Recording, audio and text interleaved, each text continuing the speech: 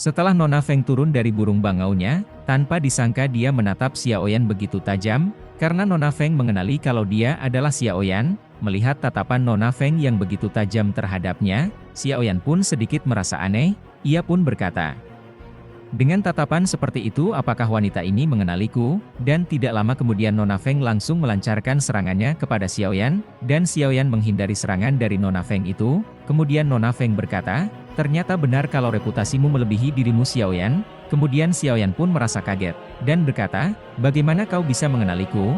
Lalu tak lama kemudian dua tetua yaitu Tetua Mu dan Tetua Huo yang bersama dengan Nona Feng mengeluarkan sebuah poster. Yang ternyata poster itu adalah gambarnya Xiaoyan. Dan tetua itu berkata, "Ternyata benar kau adalah Xiaoyan, yang memecahkan formasi dari 3 tetua pavilion petir angin, dan berhasil mendesak Fei Tian. Karena tidak mungkin kalau poster ini, bukanlah dirimu Xiaoyan." Mendengar ucapan dari dua tetua itu membuat Nona Feng semakin marah, dan ia pun mengatakan, "Aku akan selesaikan dendam antara kau dan pavilion petir." Serangan demi serangan dilancarkan oleh Nona Feng, lalu Xiaoyan berhasil menghindarinya, dan Xiaoyan pun merasa kaget kalau Nona Feng memiliki tubuh yang mempunyai 2 elemen.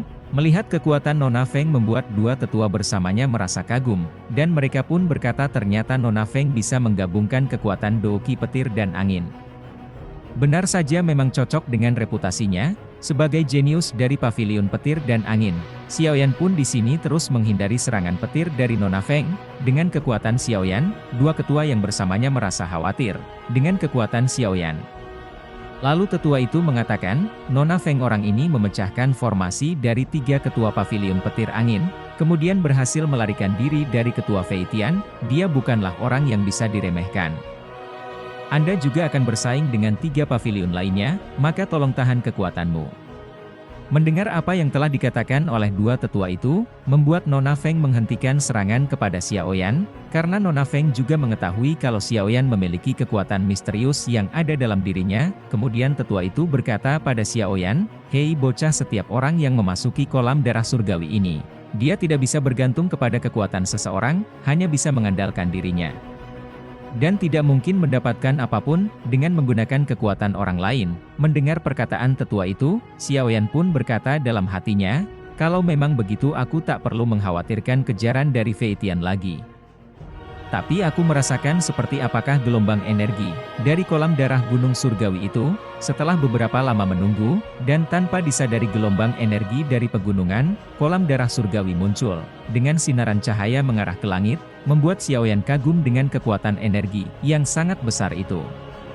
Setelah kemunculan energi dari pegunungan kolam darah surgawi, kemudian Nona Feng berkata pada Xiaoyan, "Xiaoyan, aku akan menunggumu di dalam kolam darah gunung surgawi. Kalau kau bisa mencapainya hidup-hidup, maka aku akan menyelesaikan masalah antara kau dan pavilion petir anginku." Kemudian Xiaoyan pun menjawab perkataan dari Nona Feng, "Tenang saja Nona Feng, aku berjanji padamu. Kalau aku pasti akan mencapai kolam darah surgawi itu." Lalu Nona Feng menjawab perkataan dari Xiaoyan, "Jika kau tidak bisa menemukan lokasi kolam darah gunung surgawi, atau dimakan oleh magical beast di tengah jalan, artinya kau bergantung pada pinjaman kekuatan orang lain, untuk mengerjakan seluruh hal yang kau lakukan selama ini." Setelah mengatakan itu, Nona Feng pun menaiki bangaunya lalu pergi. Lalu Xiaoyan pun berteriak dengan sangat keras, "Nona Feng, kau tunggu saja aku di sana." Para pendatang lain pun dibuat penasaran sama pertarungan Xiaoyan dan Nona Feng, karena berhenti dan tanpa mengetahui siapa pemenangnya. Karena Nona Feng tahu kalau dia perlu menahan kekuatannya, untuk menangani pesaing yang sangat kuat dari 3 pavilion lainnya. Karena pertarungan yang paling penting ada di kolam gunung darah surgawi itu, karena pertarungan di kolam darah gunung surgawi itu, memiliki berapa pesaing yang kuat. Kemudian Xiaoyan pun mengeluarkan petanya dan melihat kemana arahnya pergi, tapi sangat disayangkan karena kabut yang terlalu tebal, membuat peta yang dikeluarkannya menjadi tidak berguna.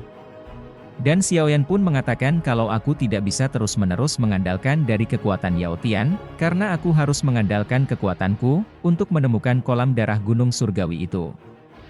Diketahui kalau pegunungan kolam darah surgawi, cukup terkenal di seluruh wilayah utara dataran tengah. Alasan paling penting adalah karena kolam darah gunung surgawi yang muncul setiap 3 tahun sekali. Efek ajaibnya memiliki daya tarik yang besar bagi kebanyakan orang. Inilah sebabnya mengapa mayoritas orang ada di sini. Kebanyakan dari mereka adalah generasi muda, karena efek ajaib dari mengubah tulang seseorang, dan membantu terobosan seseorang, yang dimiliki oleh kumpulan darah, memiliki efek yang lebih besar pada generasi muda. Tentu saja, untuk mendidik beberapa pemuda berprestasi dari dalam faksi, seseorang beberapa faksi besar memperhatikan kolam darah Gunung Surgawi, pegunungan kolam darah Surgawi sangat luas. Ada banyak magical beast tingkat tinggi di dalamnya. Puncak gunung juga tertutup kabut sepanjang tahun. Setelah beberapa lama di dalam perjalanannya, Xiaoyan pun bertemu dengan magical beast, dan kemudian Xiaoyan pun diserang oleh magical beast itu. Dan tiba-tiba saja datang seorang pemuda, yang menghentikan serangan dari magical beast itu. Lantas Xiaoyan pun berkata di dalam hatinya, bukankah sosok pemuda itu berasal dari pavilion 10.000 pedang, kenapa dia membantuku? Kemudian sosok pemuda itu menemui Xiaoyan dan memperkenalkan dirinya. Kalau dia adalah Tangin dari pavilion 10.000 pedang, lalu Xiaoyan pun berkata kenapa kau membantuku dari serangan magical beast itu, karena kita belum saling kenal. Lalu Tangin pun berkata kalau aku telah mengagumimu, sejak kau berhasil membuat pavilion petir angin dibuat malu olehmu. Tangin juga sudah melihat gambar sosok Xiaoyan, yang sudah terkenal di wilayah utara dataran tengah, tidak heran kalau dia pada saat pertama kalinya bertemu langsung kenal. Kemudian Tangin yang sangat dikenal, sebagai pedang air mancur langit, menggunakan teknik pedang yang sangat misterius dan terampil. Ia bahkan mampu bertukar pukulan dengan beberapa ahli dari generasi tua, mereka bisa disebut sebagai generasi muda teratas di wilayah utara. Tak lama kemudian Tangin pun bertanya, bukankah kau yang mempunyai konflik berapi-api terhadap pavilion petir angin? Xiaoyan pun menjawab, ya, itu memang benar aku mempunyai konflik pada pavilion petir angin. Setelah sedikit berbincang-bincang Tangin pun mengajak Xiaoyan bekerja sama. Saat berada di kolam darah surgawi, tanpa berpikir panjang Xiaoyan menyetujui tawaran dari Tangin itu. Melihat kemunculan Tangin, Xiaoyan pun merasa sangat senang dengan adanya Tangin, karena dialah di pegunungan kolam darah surgawi, yang ingin berteman dengannya, yang sama-sama menuju kolam darah surgawi. Kemudian Tangin berpamitan pergi pada Xiaoyan, karena dia memiliki beberapa urusan yang harus diselesaikannya. Setelah itu Xiaoyan melanjutkan perjalanannya menuju kolam darah surgawi, kemudian Xiaoyan merasakan sebuah energi yang sangat besar dan murni, yang berada di pegunungan itu, lalu Xiaoyan berpikir kalau kemungkinan kolam darah surgawi, berada di sebuah energi yang sangat besar itu, kemudian Xiaoyan menggunakan kekuatannya, untuk bisa merasakan keberadaan energi besar itu. Setelah beberapa lama Xiaoyan menggunakan kekuatannya untuk mencari keberadaan kolam darah surgawi itu, ternyata Xiaoyan merasakan kalau kekuatan itu berada di arah utara, tetapi Xiaoyan merasakan sebuah douqi yang cukup familiar, karena douqi yang dirasakan oleh Xiaoyan itu adalah douqi Nalan Yanran, melihat douqi familiar yang dikenalinya. Xiaoyan langsung bergegas menuju arahnya, dan ternyata itu adalah sosok wanita dari Master Cloud yaitu Nalan Yanran, yang sedang dikepung formasi Huang Tian, dari sekte roh bumi, dan juga pasukan lainnya. Kemudian mereka menjebak Nalan Yanran dengan sebuah formasi bumi. Diketahui, kalau Huang Tian ingin mendapatkan rubah piskis putih, untuk mendapatkan petunjuk pegunungan kolam darah surgawi, dari tangan Nalan Yanran, hingga mengepung Nalan Yanran, melihat Nalan Yanran yang terdesak oleh Huang Tian dari sekte roh bumi, Xiaoyan pun melancarkan serangan dengan pedangnya, yang menancap ke tanah. Melihat pedang milik Xiaoyan, membuat Nalan Yanran kaget. Ternyata kamu benar-benar Xiaoyan. Kemudian melihat kedatangan Xiaoyan, Huang Tian pun berkata, hei bocah, jangan ikut campur urusanku, kalau tidak kau akan menerima ajalmu. Mendengar perkataan dari Huang Tian, membuat Xiaoyan tak sedikit pun takut, walaupun mereka memiliki jumlah yang banyak. Lantas Xiaoyan mengatakan maka tunjukkanlah seluruh kemampuanmu.